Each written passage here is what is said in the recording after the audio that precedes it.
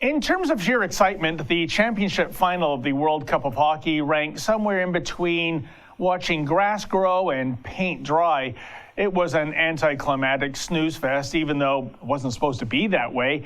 The architects of the tournament tried to design the World Cup to conclude by having the prohibitive favorite, Team Canada, facing off against either the US or Russia. But whom did Canada get for an opponent? Team Europe? This was problematic from the get-go. I mean, Team Europe isn't even a country, but rather a continent, albeit a continent devoid of those European countries that are usually hockey powerhouses, such as Sweden, Finland, and the Czech Republic. Is all that clear?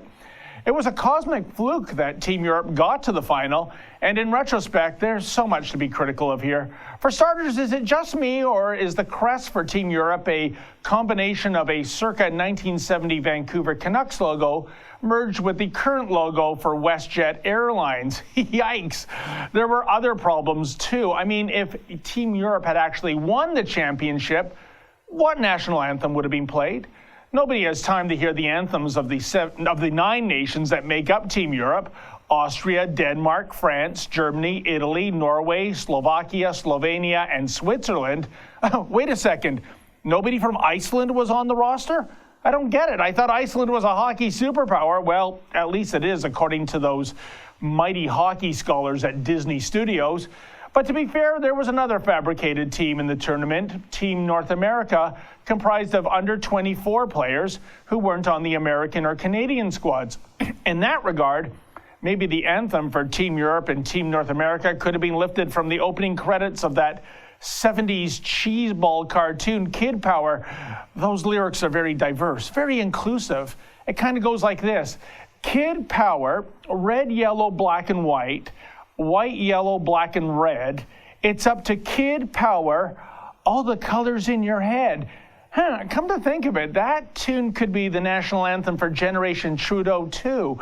But I digress.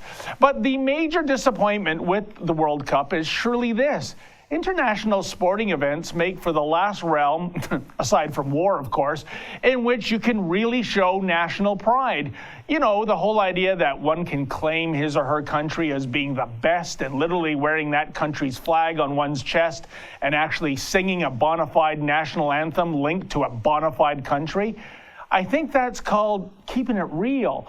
But Team Europe, Team North America, in hindsight, it seems so contrived. I mean, after all, another reason for those combo teams is that after the traditional top 6 hockey nations, no other country really has a shot of winning the silverware. Thus, the solution moving forward is obvious: limit this bloody tournament to 6 teams. That's what they did back when hockey's World Cup was known as the Canada Cup. Then again, at the risk of being labeled a conspiracy theorist, was the unspoken strategy of the tournament to somehow shoehorn globalism into sports? Sure, globalists claim to have the interests of the entire world at heart, but isn't globalism really about certain elites seeing national borders as impediments to their assorted agendas? Thus, if Switzerland and Denmark and Germany, etc., can't ice competitive teams, let's just do that whole European Union thingy, get rid of the borders and create a make-believe confederacy that might have a chance to win, maybe. Bottom line, come 2020, let's hope the World Cup embraces a Brexit strategy when it comes to its silly make-believe hockey teams. For the Rebel.media, I'm David the Menzoid Menzies. Thanks for watching. Click here to never miss a Rebel update. Want even more of the Rebel? Well, click here to become a premium member.